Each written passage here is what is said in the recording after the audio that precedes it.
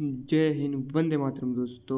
તો આજે આપણે ગુજરાત યુનિવર્સિટી જુનિયર ક્લર્કની મુખ્ય પરીક્ષા માટે મોસ્ટ એમપી પ્રશ્ન જોવાના છીએ, GCSR BCSR રૂલ્સના.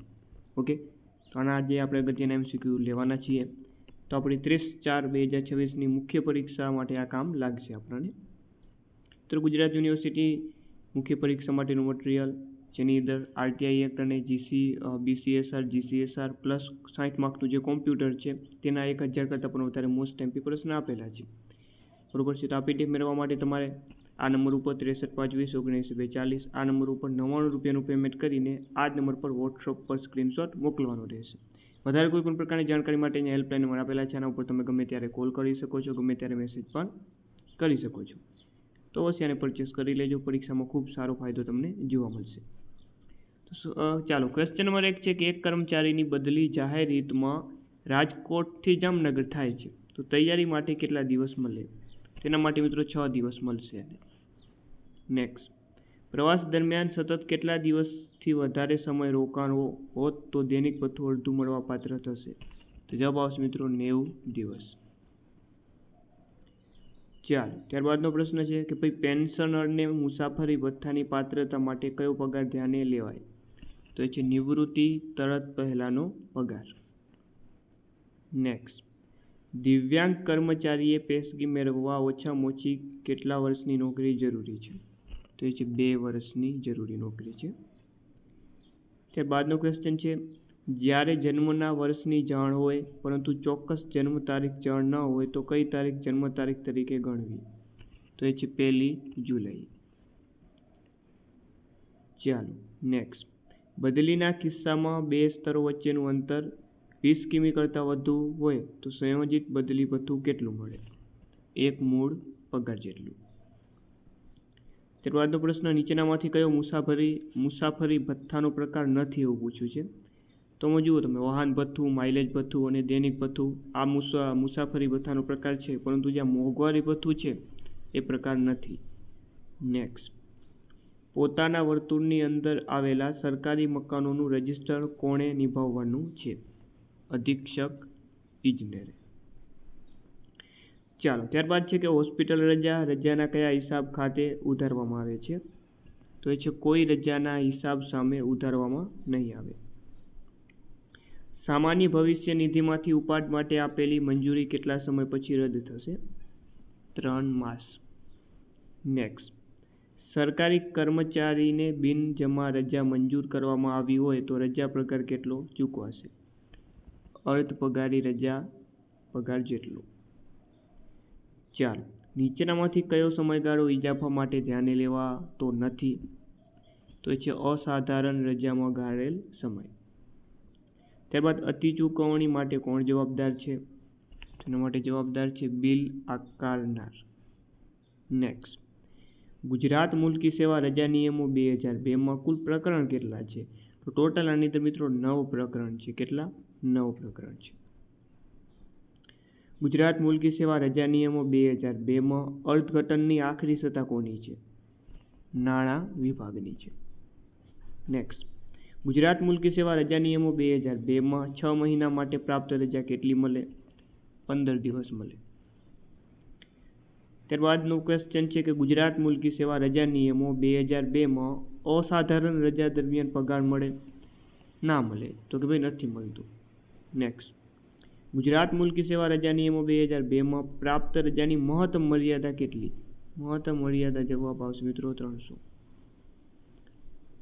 ગુજરાત મુલકી સેવા રજા નિયમો 2002માં LTC રોકડ રૂપાંતર આપી નોકરી દરમિયાન કેટલા દિવસ સુધી? 60 દિવસ સુધી. ત્યારબાદ ગુજરાત મુલકી સેવા રજા નિયમો 2002માં પરમિશન વગર 1 વર્ષ ગેરહાજરી પછી શું માનવામાં આવે? તો ભાઈ રાજીનામું માનવામાં આવશે. ગુજરાત મુલકી સેવા રજા નિયમો 2002માં રજા અરજી કયો નમૂનો છે? તો એ છે નમૂનો 1. ચાલો, ગુજરાત મુલકી સેવા રજા નિયમો 2002માં વેકેશન જાહેર રજા છે? તો જી હા, વેકેશન જાહેર રજા છે. ચાલો, ગુજરાત મુલકી સેવા રજા નિયમો 2002માં ગર્ભપાતના કિસ્સામાં પ્રસૂતિ રજા કેટલી? તો એ છે 45 દિવસ. ત્યારબાદ ગુજરાત મુલકી સેવા રજા નિયમો 2002માં અર્ધ પગારી રજાની મર્યાદા છે, તો એની મર્યાદા નથી. ગુજરાત મુલકી સેવા રજા નિયમો 2002માં રજા દરમિયાન બદલી થાય તો કામગીરી કોણ કરશે? તો એ કરશે જૂની ઓફિસ. નેક્સ્ટ, ગુજરાત મુલકી સેવા રજા નિયમો 2002માં તબીબી મંડળ સ્થાયી ક્યાં છે? તો એ છે સુરત, વડોદરા, રાજકોટ, અમદાવાદ. ગુજરાત મુલકી સેવા રજા નિયમો 2002માં વર્ગ 4 માટે કયા પ્રમાણપત્ર ચાલે? Civil surgeon.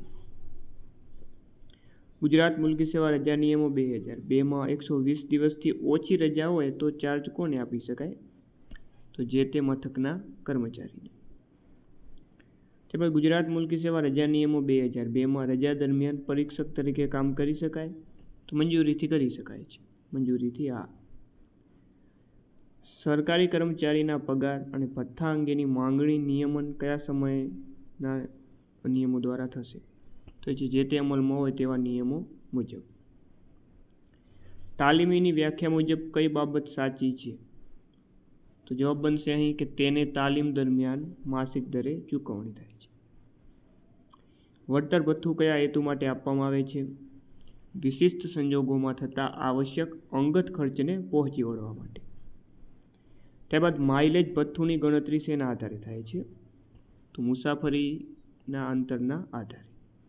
નેક્સ્ટ, સમયની ગણતરીમાં મહિનો એટલે શું? કેલેન્ડરનો અંગ્રેજી મહિનો. અવેજી કામગીરી એટલે કેવા પ્રકારની ફરજ? તો જવાબ આવે કે ભાઈ જે જગ્યા પર અન્યનો ધારણાધિકાર હોય તેવી જગ્યા પરની ફરજ. હંગામી બદલીનો સમયગાળો કેટલા દિવસથી વધુ ન હોવો જોઈએ? 120 દિવસથી વધુ ન હોવો જોઈએ. અપરિપક્વ ઇજાફો મંજૂર કરવાની સત્તા કોની પાસે છે? તો એ છે જગ્યા મંજૂર કરવાની સત્તા ધરાવતા અધિકારી પાસે. ત્યારબાદ બદલીના કારણોમાં નીચેનામાંથી શેનો સમાવેશ થાય છે?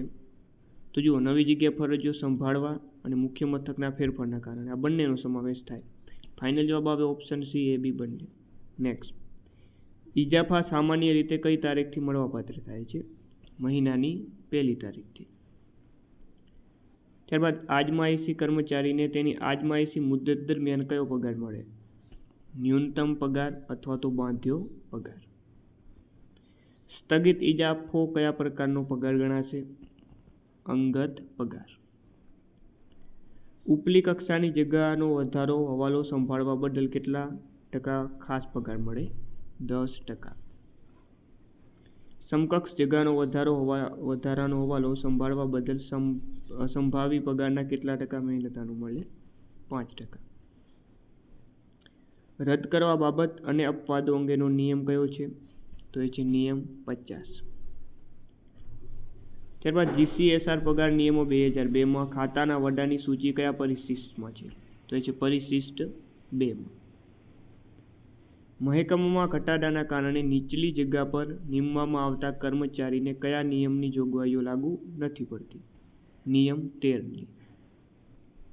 ત્યારબાદ પોતાની વિનંતીથી અલગ સંવર્ગની નવી જગ્યા પર નિમણૂક પામનાર કર્મચારીને કયો પ્રારંભિક પગાર મળે? નવી જગ્યાનો અધિકતમ. પછીના નીચેના નિયમનો લાભ કોને મળવાપાત્ર નથી? મુદ્દતી જગ્યાના ધારકને.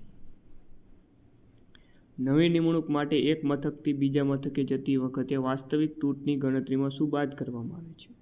તેમાંથી રવિવાર છે, જાહેર રજા છે, મુસાફરીનો મહત્તમ સમય છે, આ તમામ વસ્તુઓ બાદ કરવામાં આવે છે. ફાઇનલ જવાબ ઓપ્શન ડી, આપેલ તમામ. નેક્સ્ટ, 15 દિવસ સુધીની ફરજિયાત રોકાણને નિયમિત કરવાની સત્તા કોની પાસે છે?